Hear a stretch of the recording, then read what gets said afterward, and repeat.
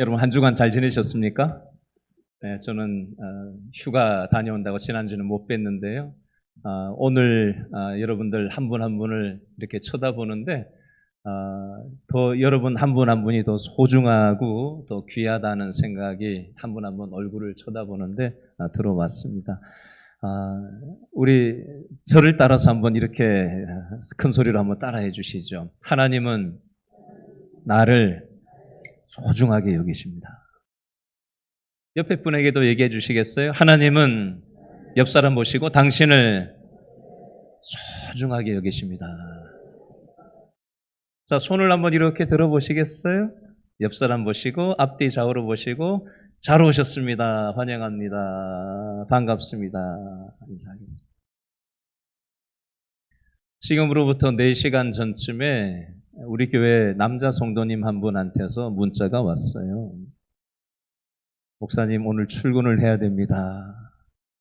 그렇지만 예배를 사모하는 마음을 가지고 있습니다. 영상으로 이제 예배 일하면서 보시겠다고 하면서 그렇게 문자를 보내오셨어요. 그래서 제가 이렇게 문자를 보냈어요. 어디에 있든지 하나님을 사모하면 하나님께서 그곳에서도 함께 하실 겁니다. 제가 이렇게 문자를 보냈어요. 우리는 지금 이 현장 예배를 드리고 계신 분도 있지만 또 우리 교회 성도님 중에 9분은 요양원에 계셔요. 지금 그 중에서 한 3분 정도는 핸드폰으로 예배를 실시간 영상 예배를 지금 들여다보면서 아침 9시나 지금 이 11시 예배들 둘 중에 하나를 영상으로 예배 참여하시는 요양원에 계신 분들도 한 3분 정도 계신 걸로 제가 알고 있습니다. 그런데 요양원에 계신 우리 성도님 중에 어떤 분은 핸드폰조차도 만질 수 없고 몸이 마비가 돼서 그런 형편에 계신 성도님도 계세요. 화곡동에 계신 우리 교회 최연장자이신 96세 우리 김진향 권사님 몇 달 전에 신방 갔다 왔는데 정정하세요. 70대 된 아들하고 교회에서 보내주는 이 주일 실시간 영상 예배를 아마 지금 같이 들여다보시면서 예배를 드리고 계실 거예요. 우리 교회 길신교회 성도들이 해외에 있든 국내에 있든 병원에 있든 수술 후에 또 회복 중이라서 예배 참여하지 못했든 어떤 형편에 있든지 하나님께서는 저와 여러분들을 기억하고 계시고 저와 여러분들을 소중하게 여기신다는 사실을 여러분들 잊지 마시기 바랍니다. 아셨죠? 사람의 특성을 우리 주변에 있는 여러 가지 도구를 가지고 설명하는 글이 있어서 제가 여러분들에게 소개를 해드리려고 합니다. 혹시 이 도구들 중에 나한테도 해당되는 게 뭐가 없나 한번 생각을 해보시면서 한번 들어보시죠. 첫 번째입니다. 다른 사람의 모자라는 면을 알려주는 줄자형이 있습니다. 여러분, 줄자가 뭐죠? 요만한 거에 쇠가 하나 달려가지고 찡 느려뜨려 빼가지고 이게 10cm인지 30cm인지 1m인지 10m인지 이렇게 줄자 삑 빼는 거 있죠. 그죠? 공사할 때 쓰는 거. 줄자. 그래서 이 사람은 어떤 사람이냐면 다른 내 옆에 있는 사람을 가만히 보다가 저 사람은 이게 부족해. 왜 저렇게 해? 그러면서 줄자를 빼가지고 그걸 재는 거예요. 이렇다 저렇다. 그런 사람들이 있죠. 두 번째 사람은 자신의 의견만을 강요하는 망치형이 있습니다. 망치는 뭘 하는 거예요? 못을 대고 망치로 꽝꽝 두드려 박는 거잖아요. 자기 의견을 다른 사람에게 망치로 박아서 꽝꽝 우겨 넣는 것처럼 자기 의견만을 강요하는 스타일의 사람이 망치형 사람이라고요. 세 번째는 다른 사람을 깎아내리는 대패형이 있습니다. 대패 있죠? 대패로 깎는 거죠. 실톱형이라고도 합니다. 실톱. 쇠톱 있죠, 쇠톱. 쇠톱으로 이 깎아내리고 자르잖아요. 다른 사람을 자꾸 깎아내리고 자르는, 재단하는 그런 대패형, 실톱형의 사람도 있습니다. 네 번째는 다른 사람을 갈아대는 그라인더형이 있습니다. 웽 하면서 그라인더가 뭐 이렇게 갈잖아요. 공작물을. 그런 것처럼 다른 사람들을 갈아대는 사람들이 있습니다. 다섯 번째는 다른 사람한테 큰 상처를 내는 도끼형이 있습니다. 도끼로 그냥 빡 찍어가지고 이렇게 딱 당겨내면은 찍힌 나무가 뜯어져 나오잖아요. 그렇죠? 내 옆에 있는 사람한테 도끼로 옆에 있는 사람을 찍듯이, 마음을 찍듯이 다른 사람의 큰 마음의 상처를 입히는 스타일을 도끼형이라고 얘기합니다. 첫 번째, 다시 정리해 볼까요? 다른 사람의 모자란 것을 지적질하는 줄자형. 두 번째는 자신의 의견만을 강조하는 망치형. 세 번째는 다른 사람을 깎아내리는 대패형. 네 번째는 다른 사람을 갈아대는 그라인더형. 다섯 번째는 다른 사람한테 큰 상처를 내는 도끼형의 유형의 사람이 있다는 겁니다. 자, 이 다섯 가지 중에 나한테 해당되는 게 뭐가 있으세요? 여러분 주위에 이런 사람이 있으십니까? 이런 사람이 우리 가까이에 있으면 옆에 있는 사람들이 편할까요? 힘들까요? 힘들죠. 죽을 맛이죠. 다쳐요. 혹시 우리 가정 식구들 중에 이런 사람이 있습니까? 혹시 직장 생활하는 직장 동료 중에 이런 사람이 있습니까? 혹시 우리가 함께 신앙생활하는 교회 식구들 중에 이런 사람이 있습니까? 그러면 왜 하나님은 이런 유형의 사람들을 우리 주변에 두셨을까요? 뭐 이유가 있을 거 아니에요. 도대체 저 사람이 왜 내 옆에 있지? 왜 저 사람이 내 가족이지? 왜 저 사람이 내 직장 동료라서 나를 이렇게 힘들게 만들지? 왜 저 사람이 우리 교회 같이 다니지?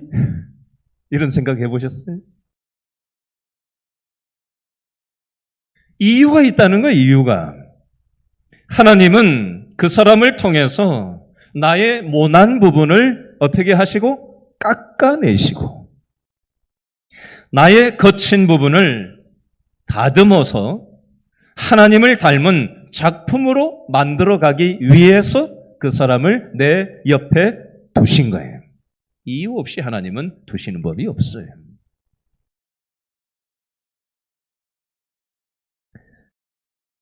오늘 성경 본문에 나오는 다윗의 옆에는 누가 있었죠? 사울 왕이 있었습니다. 하나님은 사울 왕을 통해서 다윗의 모난 부분을 깎아내시고 다윗의 거친 부분을 다듬어서 하나님의 작품으로 빚어가고 계시는 과정입니다. 이 관점으로 우리가 이 성경을 볼 수 있어야 합니다. 여러분, 저와 여러분도 마찬가지예요. 하나님이 다윗을 다듬기 위해 사울 왕을 옆에 두신 것처럼 저와 여러분을 다듬기 위해서 저와 여러분 옆에도 여러 종류의 사람들을 보내셨어요.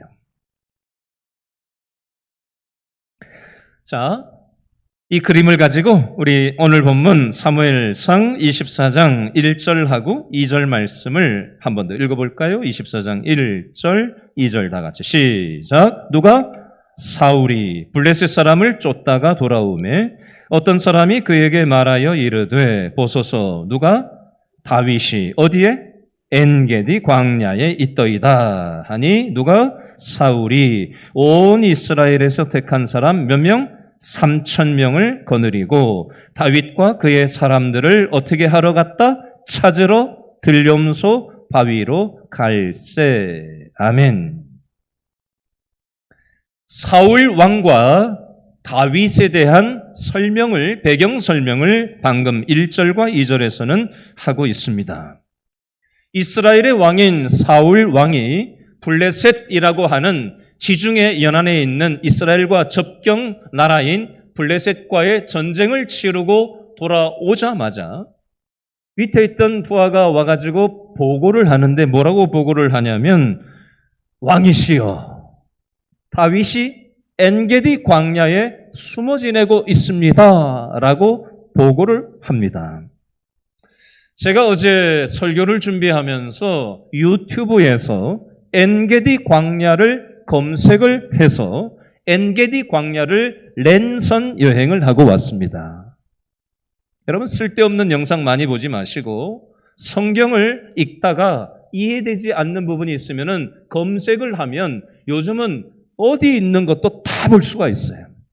드론으로 띄워가지고 성지를 보여주기도 하고요. 전문가가 산에 직접 광야를 올라가서 동굴 속에 들어가서 찍어놓은 영상까지 무지하게 많이 있어요. 신학교 가서 그런 거 안 배워요.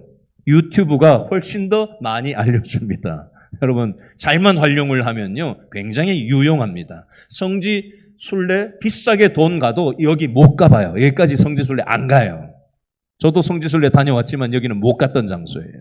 그런데 엔게디 광야가 어떤 곳인지 궁금해서 어제 유튜브로 봤더니 성지 전문가가 직접 그 다윗이 숨어 지냈던 동굴과 다윗의 폭포를 보여주면서 그것을 쭉 설명하는 것들을 잠깐 보면서 엔게디 광야가 이런 곳이었겠구나 하는 걸 제가 실물을 어제 영상이지만 좀 봤어요. 이 엔게디 광야는 석회암 지대이기 때문에 쉽게 구멍을 낼 수 있고 동굴을 인위적으로 팔 수 있는 그런 석회암 지대가 되겠습니다. 여기에 보면 학자들 얘기를 들어보면 10,000명 이상이 들어갈 수 있을 만큼의 큰 이 동굴도 발견되었다는 연구 보고가 있습니다. 다윗의 사람들과 한 600명의 남자들, 처자식 포함하면 4인 가족 기준으로 하면 2,400명이 다윗과 함께 했을 것으로 보여집니다. 이 많은 사람들이 이 광야에서 굴에 들어가서 숨어 지내고 있었는데 사울이 다윗이 여기 숨어 있다는 얘기를 듣고 24장 2절에 보니까 자기 군대 중에서 고르고 골라서 3,000명의 아주 정예 병사만 모집을 해서 이 사람들을 데리고 다윗을 찾아서 잡아 죽이려고 엔게디 광야로 찾아 나서는 장면이 오늘 본문 24장 1절 2절 말씀이 되겠습니다. 자, 이 장황한 얘기를 오늘 본문을 설명을 드렸는데요. 자, 이 내용을 가지고 이렇게 적용해서 생각해 보겠습니다. 여러분, 다윗하고 사울 왕은 무슨 관계죠? 왕과 신하와의 관계밖에 없을까요? 그렇죠. 다윗의 장인이 누구예요?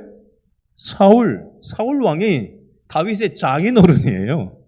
가까운 사이가 됐다고요. 그렇죠? 자기 사위를 지금 장인 사울 왕이 어떻게 하려고 하는 거예요? 잡아 죽이려고 군대를 동원하고 있는 거라고요. 자, 한번 생각해 볼까요? 여러분, 30년 가도 얼굴 안 마주칠 사람이 나를 힘들게 합니까? 아니면 한 집에 사는 사람이 나를 더 힘들게 합니까? 가까이 있는 사람이 나를 힘들게 하는 거거든요. 그렇죠? 안 보고 말 사람이라면 안 보면 그만이에요. 그런데 가족은 가까이 있는 사람은 계속 배기 싫어도 계속 부대끼면서 사는 거죠. 직장에 먹고 살려면 직장 생활을 해야 되잖아요. 그렇죠? 근데 직장에 나가면은 배기 싫은 사람이 있어요, 없어요? 있거든요. 어떻게 해요? 그렇다고 직장을 때려치울 거예요? 그럴 수 없잖아요. 먹고 살아야 되니까. 여러분, 교회 신앙생활 한다고 오는데 다 마음에 듭니까? 사람들이? 다 내 마음 같을 수는 없는 거거든요. 그게 내 배우자든, 그게 내 자식이든, 그게 내 형제든, 그것이 내 직장 동료든, 심지어 내 같은 교회를 다니는 성도라고 할지라도 내 생각 같을 수가 없고 내 마음 같을 수가 없는 거예요. 그래서 안 보고 살 수는 없기 때문에 가까이 있는 그 사람들과 대하는 게 나를 참 피곤하게 만듭니다. 스트레스를 줘요. 다윗도 장인하고 안 보고 살 수 없었겠죠? 왕과 신하 사이에 뭐 이스라엘을 벗어나지 않는 이상, 그죠? 뭐 도망가 봐야 뭐 거기서 거기지 뭐. 그러니까 얼마나 힘들었겠어요. 몇십 년 동안 잡아 죽이려고 장인이라는 사람이 다윗을 잡으려고 군대를 동원하니 다윗이 이거 하루 이틀도 아니고 이거 뭐 살겠어요 이거? 얼마나 힘들고 스트레스를 많이 다윗이 받았을까요? 자, 이것까지 같이 보시면서 따라오셔야 돼요. 이런 상황이 바로 다윗의 처한 현실이에요. 자, 이런 다윗의 상황 속에서 오늘 본문에 보니까 어떤 일이 벌어지느냐? 사무엘상 24장 3절 말씀을 한번 더 읽어볼까요? 24장 3절 시작. 길가 양의 우리에 이른즉 뭐가 있어요? 굴이 있는지라 사울이 뭘 하러? 뒤를 보러 들어가니라. 다윗과 그의 사람들이 그 굴 깊은 곳에 있더니, 자, 여러분 밑줄을 그으시는데요. 뒤를 보러 들어가니라. 밑줄을 쫙 그어보세요. 뒤를 보러 들어가니라. 여러분 성경에 보면 뒤를 보러 들어가니라 앞에 숫자로 1번 써 있는 성경 가지고 계시면 손 들어보세요. 있죠. 그런 성경 가지고 계시면 있죠. 그 1번이 뭐냐? 제일 밑에 제일 성경 하단에 보니까 1번 해가지고 히 해서 발을 가리러 이런 표현 있는 성경 가진 분 계시죠? 그지? 그게 설명이에요. 자, 뒤를 보러 동굴에 들어갔다라는 게 히는 뭐냐면 히브리어로 무슨 의미냐? 발을 가리러 동굴에 들어갔다라는 뜻이에요. 뒤를 보러 동굴에 들어갔다? 히브리어로는 발을 가리러 동굴에 들어갔다? 그건 또 무슨 소리지? 자, 설명을 하겠습니다. 여러분, 화장실에 가서 볼일을 볼 때, 뭐 남자들이야 소변 볼 때는 뭐 바지를 내릴 일이 없는데, 자, 큰 거를 볼 때는 어떻게 해야 되죠? 바지를 내려야죠. 그러면 발이 어떻게 해요? 가려지죠. 자, 히브리어로 발이 가려진다라는 표현은 용변을 보기 위해서 옷을 내렸을 때 발이 가려진다라는 걸 얘기하는 거예요. 용변 본다라는 뜻이에요. 히브리적인 표현이에요. 또 하나는 의미는 잠을 잘 때 우리는 뭘 덮고 자죠? 이불을 덮고 자죠. 이불을 안 덮었을 때는 발이 나와 있지만 이불을 덮었을 때는 발이 어떻게 되죠? 가려지죠. 덮이죠. 이걸 얘기하는 거예요. 그러니까 뒤를 보러 동굴에 들어갔다라는 얘기는 발을 가린다라는 히브리어적인 표현인데 이것은 첫 번째로 용변을 보러 들어갔다라는 뜻이 될 수도 있고 잠을 자러 갔다라는 뜻이 될 수도 있습니다. 정확하게 두 가지 중에 어떤 건지는 정확하게 잘 몰라요. 그러나 어쨌든 사울 왕은 동굴에 들어간 거예요. 근데 동굴 깊숙한 안쪽에 누가 이미 자리를 잡고 있었다고요? 3절에 보니까 다윗과 그의 사람들 남자만 600명, 4인 가족 기준으로 2,400명이 동굴에 이미 숨어 있었어요. 여러분 영화관에 어두운 영화관에 딱 들어서면은 대번 보입니까? 안 보이잖아요. 처음에는 그냥 눈이 먼 사람처럼 까맣게 보이잖아요. 그렇죠? 밝은 데 있다가 갑자기 어두운 데로 확 들어가면 조금 시간이 지나야 차츰 눈이 적응이 되고 약간 식별이 조금씩 되잖아요. 동굴 밖에 있다가 동굴 안으로 딱 들어갔을 때 대번 보이지는 않았을 거예요. 동굴이 작은 동굴은 아니었겠죠? 적어도 몇천 명이 숨어 있었을 테니까. 어쨌든 그걸 연상을 좀 해보시자는 거예요.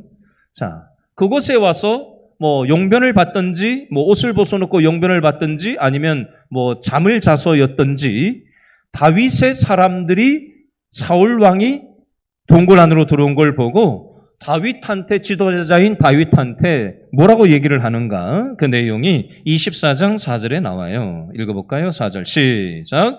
다윗의 사람들이 이르되 보소서 누가? 여호와께서 당신에게 이르시기를 내가 원수를 내 손에 넘기리니 내 생각에 좋은 대로 그에게 행하라 하시더니 이것이 그날이니이다 하니. 아멘. 여기까지만요. 다윗과 함께 생사고락을 같이 하고 있던 사람들이 자기들을 잡아 죽이려고 그렇게 혈안이 돼서 날마다 쫓아다니던 사울 왕이 바로 눈앞에 있는 모습을 보면서 다윗이시여, 절호의 기회가 왔습니다. 원수를 처단하고 이제 우리가 더 이상 고생하지 않아도 되는 절대절명의 찬스가 왔습니다. 저 사울 왕을 죽입시다 라고 얘기를 하는 장면이 4절 내용이에요. 이건 하늘이 내린 기회입니다. 하나님께서 주신 기회입니다 라고 하면서 정당성을 얘기하면서 다윗을 한테 얘기하는 장면이에요. 자, 이 상황에서 다윗이 어떻게 했을까요? 자, 4절 끝에 보니까 어떻게 했다고 돼 있죠? 다윗이 일어나서 사울의 겉옷자락을 어떻게 했다? 가만히 베니라. 사울의 목을 잘랐다고 돼 있습니까? 아니요. 사울의 옷자락을 가만히 몰래 일부를 베었다라고 되어져 있습니다. 자, 다윗이 사울 왕을 목을 자르지 않은 이유가 무엇일까요? 사울만 제거하면 자신이 생명의 위협을 받고 계속해서 어려움에 처하지 않아도 되는 절대절명의 찬스가 왔는데 왜 안 죽였을까요? 장인이었기 때문에? 사울 왕이 존경스러워서? 사울 왕을 사랑해서? 아니면 다윗이 겁이 많아서? 손이 덜덜 떨려서 무서워서? 왜 죽이지 않았을까요? 그 내용이 5절 말씀에 있는데요. 자, 5절 말씀을 읽어보겠습니다. 24장 5절 시작. 그리한 후에 사울의 옷자랑 뱀으로 말미암아 다윗의 마음이 어땠다? 찔렸다. 양심의 가책이 왔다. 신앙 양심에 뭐가 이게 찔림이 왔다라고 되어져 있습니다. 자, 이 부분에 대해서 성경학자들은 이렇게 해석을 합니다. 사울 왕의 옷자락을 베는 것조차 다윗에겐 죄송스러운 일로 여겨졌기 때문이다 라고 성경학자들이 해석을 해놓았어요. 그런데 저는 약간 다르게 한번 좀 생각을 해보려고 해요. 여러분, 다윗이 천사입니까? 뭐라고 질문을 했으면 답을 해봐요. 다윗이 천사예요? 다윗은 생각이 없는 사람이에요? 무뇌입니까? 무뇌? 뇌가 없는 사람이에요? 다윗은 감정도 없습니까? 자기를 죽이려고 하는 사람을 절대절명의 찬스가 왔는데 다윗은 생각이 없어요? 다윗은 미운 마음도 없어요? 증오심도 없었을까요? 사울을 죽이고 싶은 마음이 다윗이라고 없었을까요? 어떻게 생각하세요? 다윗은 믿음 좋은 사람이니까 1도 미워하지 않고 1도 증오심이 없었고 죽일 생각은 털끝맘치도 하지 않았다고 생각하십니까? 저는 그렇게 생각하지 않아요. 예를 들어볼게요. 대구 옆에 가면은 경산이라는 중소도시가 있어요. 제가 이 교회에 한동안 금요 철야 때 좀 나갔던 교회인데요. 그 교회 담임 목사님이 목회를 참 잘 하셔가지고 부임한 지 몇 년 안 돼가지고 교회가 2배 이상 부흥을 했던 적이 있었어요. 제가 20대 때 얘기해요. 30년 전. 근데 이 목사님이 설교를 하는데 이런 얘기를 하시더라고요. 한 번은 자기가 운전을 하고 가는데 칼치기라고 그러죠. 칼치기. 갑자기 차가 그냥 확 끼어드는 거 있죠. 천천히 끼어드는 거 말고 확 끼어드는 거. 저도 이 경험이 있거든요. 옛날 화물차를 제가 군대 제대하고 2달 동안 서울 시내에서 화물차 운전을 아르바이트 했던 적이 있었는데 6차선, 제일 끝 차선을 제가 천천히 가고 있었거든요. 세상에. 아니지, 반대다, 반대. 제가 1차선으로 달리고 있었는데 6차선에서 칼치기로 들어오는데 어떻게 들어오냐면 천천히 보통 이렇게 들어와야 되잖아요. 천천히 이렇게 봐가면서 옆에 쓱 봐가면서 그냥 이렇게 확 들어오는 거예요. 6차선에서 1차선으로. 제가 깜짝 놀라서 막 크락션 올리고 막 소리를 질렀던 적이 있어요. 근데 조금 전에 제가 말했던 이 목사님은 운전을 하는데 칼치기로 확 들어온 차를 대하면서 어떤 감정이 올라왔다고 표현을 설교 중에 했냐면 살기가 올라오더래요. 살기. 여러분, 살기가 뭐예요? 죽이고 싶은 마음. 그러면서 이렇게 얘기하시더라고요.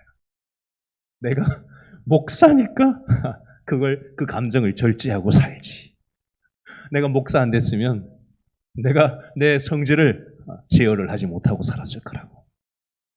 목사가 됐고 감정을 제어하고 살긴 하지만 여전히 사람에게는 감정이 있는 거거든요. 그렇죠? 생각이라는 게 뇌가 없는 사람이 없잖아요. 생각이 다 있단 말이에요. 화가 날 땐 화가 나고 억울한 일을 당하면 스트레스를 받고 그건 누구나 다 마찬가지예요. 그 목사님만 그런 게 아니라 다윗도 다르지 않았을 거라고 저는 생각을 해보는 겁니다. 성경에는 안 써 있지만 다윗은 천사가 아니거든요. 다윗도 성질 났을 거예요. 아니 장인이라는 사람이 맨날 자기 잡아 죽일 사위 다윗을 자기를 잡아 죽이려고 쫓아다니고 군대를 동원하고 국가 일은 돌보지 않고 그러고 있는데 다윗 입장에서 성질 나지 않겠어요? 억울하지 않겠어요? 죽이고 싶지 않겠어요? 근데 그 기회가 왔단 말이에요.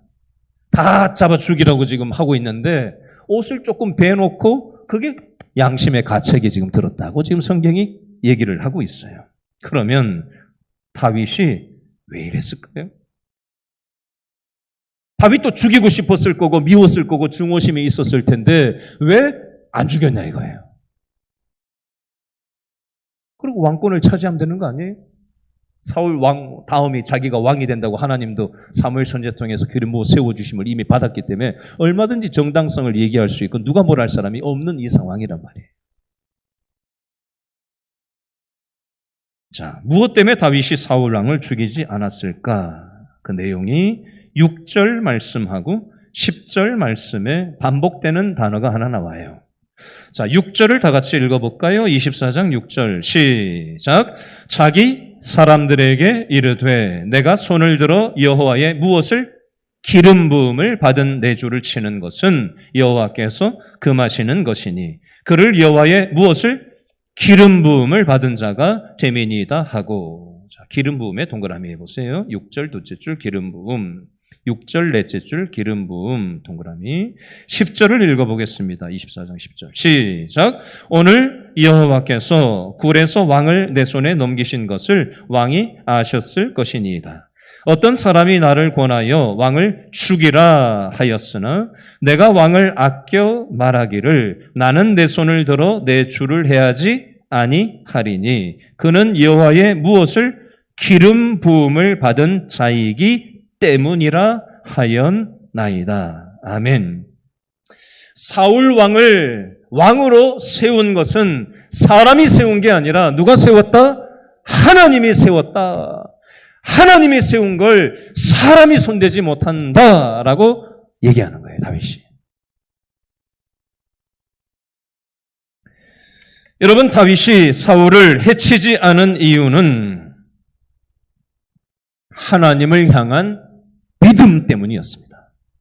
감정대로라면 죽여야 맞죠. 그런데 믿음 때문에 사울 왕을 죽이지 않았던 거예요. 하나님이 선택한 사람이니까 내가 손댈 일이 아니라 하나님이 손대실 것이다. 하나님이 알아서 하실 일이다. 다윗은 감정에 따라 행동하는 사람이 아니라 믿음에 따라 행동한 사람이었습니다. 다윗에게도 미움이 있었고 증오가 있었고 죽이고 싶은 살기가 있었지만 감정을 극복하고 믿음에 따라서 행동했습니다. 오늘 설교 제목이기도 한데요. 저를 한번 따라해 보시죠. 다윗이 축복을 받은 이유인데요. 한번 따라해 보세요. 감정에 따라 행동하지 않고 믿음에 따라 행동했기 때문에 다윗이 복을 받을 수 있었습니다. 여러분, 주일날 예배당에 나와서 예배드린다고 해서 미운 마음이 없어져요? 안 없어져요? 안 없어져요. 그렇죠.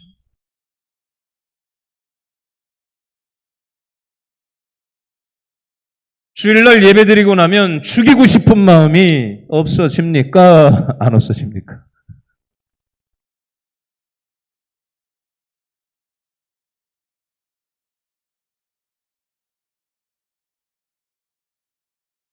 사람에 따라 다르겠죠. 믿음으로 예배 드린 사람은 없어질 수도 있고, 믿음 없이 형식적으로 앉아있다 가는 사람은 똑같을 수도 있겠죠.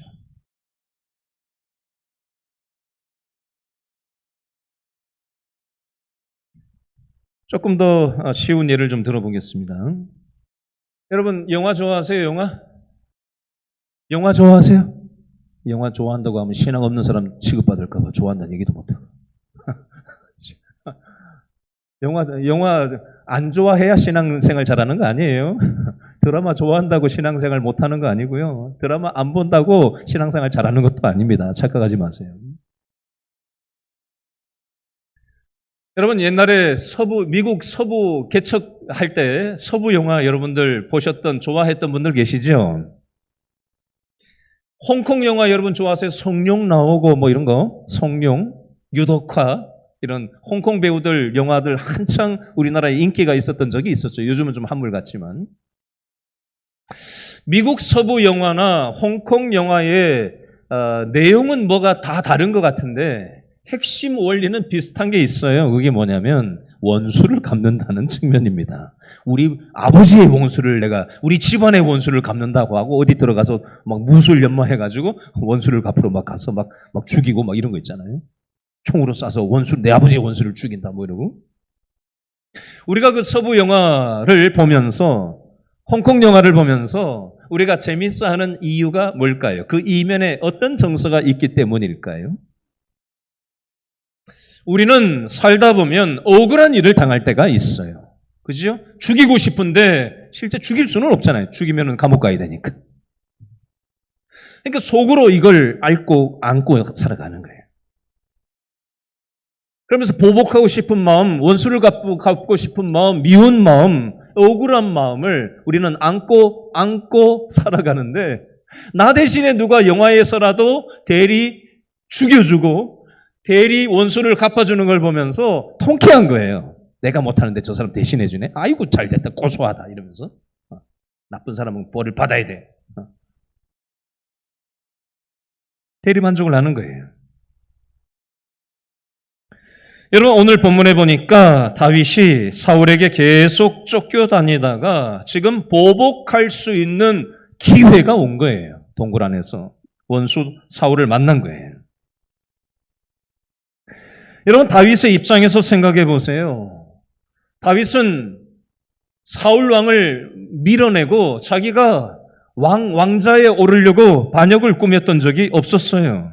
그런데 사울 왕이 다윗을 제거하기 위해서 저놈 다윗이 사람들을 해가지고 나를 밀어내고 왕이 되려고 한다라면서 아마 별 있는 소리 없는 소리 다 지어 만들었을 거예요. 성경에는 안 써 있어요. 충분히 그랬을 겁니다. 정황상.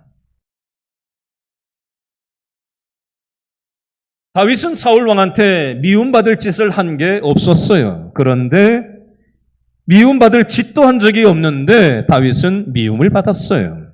얼마나 억울했을까요?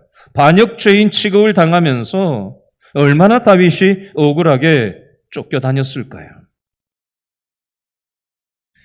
여러분, 다윗에 반대되는 인물인 사울 왕은 어떻게 했는가 한번 잠깐만 짚어보겠습니다. 지금 오늘 본문 사무엘상 24장 2절에 보니까 사울 왕은 뭘 하고 있죠? 민생을 처리하고 뭘 하고 있죠? 자기 사위 다윗을 잡아 죽이려고 정예병사 3,000명을 모집을 해서 다윗을 잡아 죽이려고 광야를 이잡듯이 뒤지고 있습니다. 왕이라는 사람이 국정 운영은 제대로 하지 않고 자기 사위 잡아 죽이려고 혈안이 돼서 맨날 이러고 다니니 국가 꼴이 말이 아니었겠죠. 여러분, 이것은 사울만의 문제는 아닙니다. 저와 여러분도 마찬가지일 수 있어요. 우리가 가정 생활을 하고 직장 생활을 하고 교회 생활을 하는 데 있어서 우리가 누군가에 대한 미움에 사로잡히고 내가 저 사람 때문에 해를 입었다라는 생각에 매몰되어서 가정 생활을 하게 되면 그 부부 관계가 어떻게 되겠어요? 내가 배우자를 죽이지는 못하겠고 그 억울한 마음을 평생 안고 부부 생활을 하니 그 부부 생활이 어떻겠으며 그걸 보고 자란 자녀들은 그 가정에서 편안할 날이 있었을까요? 가정이 쑥대밭이 되는 거죠. 직장 생활은 어떨까요? 내가 억울하게 내가 지금 이렇게 어려움을 당했다고 하는 그 억울함에 매몰되어서 직장 생활을 하고 저 사람 때문에 내가 피해를 보고 있다고 생각하는 마음이 가득 들어찬 채 직장 생활을 하면 그게 직장 생활이 제대로 되겠냐고요. 계속 불평만 나올 거 아니에요? 교회에 와서도 마찬가지일 수 있습니다. 저 사람 때문에 내가 이렇게 됐다.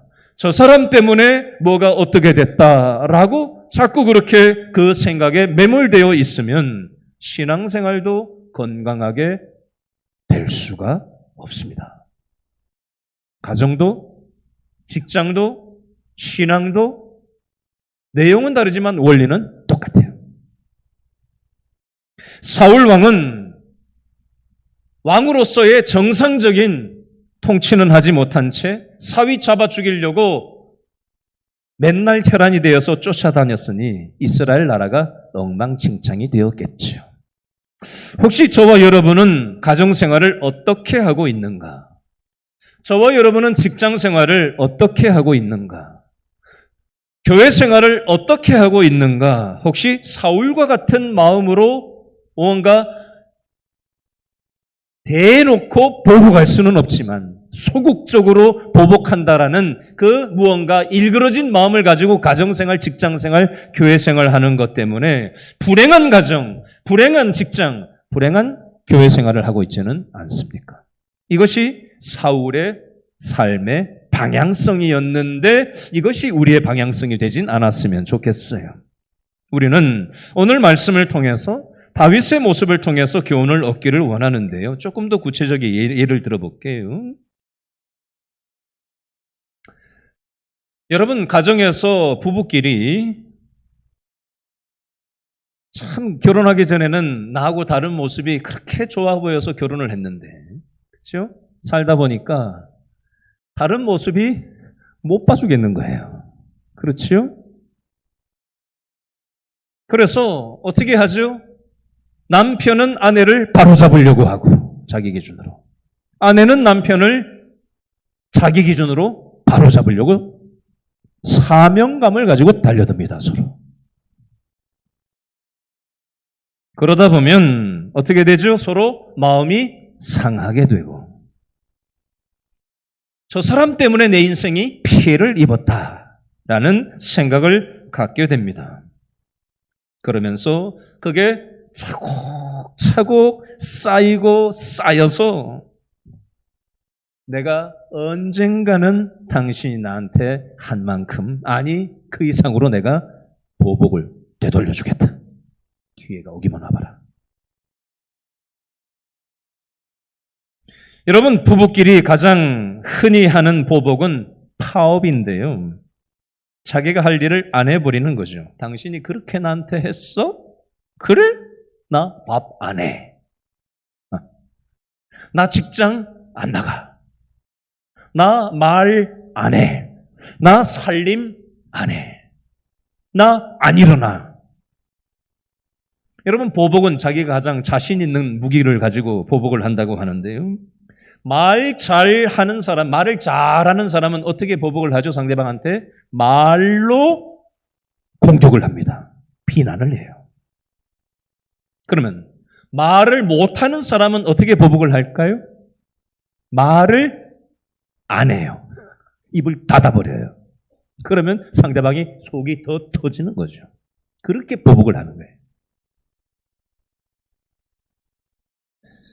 자, 오늘 본문 사무엘상 24장 12절하고 15절 말씀에는 공통적인 원리 하나가 나오는데요. 24장 12절 말씀에 보니까 여호와께서는 나와 왕 사이를 판단하사 여호와께서 나를 위하여 왕에게 보복하시려니와 내 손으로는 왕을 해하지 않겠나이다. 다윗이 얘기하는 거예요. 사울 왕하고 나 사이를 하나님이 판단해 주십시오. 하나님이 나를 위해서 왕한테 보복해 주십시오. 다윗 내 손으로는 사울 왕을 해하지 않겠습니다. 라고 얘기를 하는 거예요. 또 두 번째 24장 15절에 보니까 그런즉 여호와께서 재판장이 되어 나와 왕 사이에 심판하사 나의 사정을 살펴 뭘 풀어주시고 억울함을 풀어주시고 나를 왕의 손에서 건지시기를 원합니다. 라고 다윗이 얘기를 하는 장면이 나와요. 12절처럼 15절에도 하나님이 재판장이 되어주십시오. 저 사람 사울 왕하고 나 다윗 사이에 하나님이 심판자가 되어주십시오. 하나님 내 사정을 살펴주시고 나의 억울함을 좀 풀어주십시오. 나를 저 왕의 손에서 좀 건져주십시오. 라고 다윗이 믿음의 태도로 하나님을 향하고 있습니다. 여러분, 내가 상대방을 그게 배우자든 자녀든 직장 동료든 교우들이든 내가 상대방이 내 생각에 못 미치고 내 마음에 들지 않았던 것을 말로 공격하고 보복하고 내가 뭔가 재판장처럼 대하기 시작하면 어떻게 될까요? 내 가정이 쑥대밭이 되는 거예요. 직장 생활이 엉망진창이 되는 겁니다. 교회 인간관계도 망가지게 돼 있어요. 그러면 결국은 내가 불행해지는 겁니다. 반대예요. 내가 배우자를 보복하고 바로잡으려고 사명감을 가지고 달려들지 않고 하나님께 맡기고 내 자녀를 하나님께 맡기고 내 직장 동료를 하나님께 맡기고 교우들을 하나님께 맡기고 하나님께서 다루어 달라고 하나님께 맡길 때 어떤 결과가 오느냐? 가정에서는 부부간의 관계가 회복되기 시작합니다. 집안 분위기가 얼었던 집안 분위기가 화기애애해져요. 아이들의 짜증이 가족 식구들의 짜증이 조금씩 없어지기 시작합니다. 얼굴도 식구들 얼굴들이 편안해지게 됩니다. 도끼 어린 눈, 도끼 어린 말이 아니라 편안한 말, 위로해주는 말, 사랑의 말, 격려의 말. 그런 말을 하라고 해서 되는 게 아니라 내가 보복하고 내가 해결하려고 달려드는 게 아니라 하나님께 맡길 때 그 마음이 올라온다는 겁니다. 이게 되지 않을 때 악순환이 반복될 수밖에 없습니다. 여러분, 결혼 생활을 할 때 서로 칼 들고 보복을 하다가 뉴스에 나오는 부부들이 있잖아요. 우리 중에는 그런 분들이 안 계시겠지만 마음으로는 칼 들고 해결을 하고 싶지만 그럴 수는 없잖아요. 그래서 우리는 소극적인 보복을 합니다. 밥을 안 차려준다든지 잠을 안 자준다든지 눈도 안 마주친다든지 식구들인데 투명인간 취급한다든지 소극적인 보복을 하는 거죠. 그러면 상대방은 어떻게 되죠? 문을 꽉 닫고 나가서 술이 떡이 돼서 들어오는 거죠.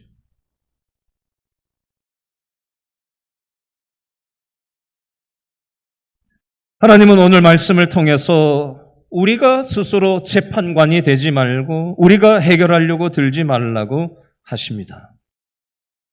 내가 그 자리에서 쏘아붙이고 소리를 지르고 그냥 단판을 짓고 이렇게 해버리면 당장은 속 시원하고 후련한 것 같지만 악순환은 끊어지지가 않습니다.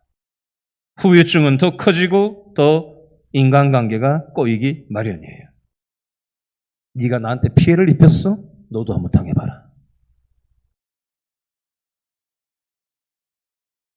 그렇게 접근을 하면 악순환이 반복될 수밖에 없다는 거예요. 여러분, 다윗이 왜 감정대로 사울을 죽이지 않았을까요? 하나님의 말씀대로 움직인 거예요. 그렇게 할 때 하나님께서 다윗에게 복을 주시고 사울의 집을 하나님께서는 피하시는 장면이 나옵니다.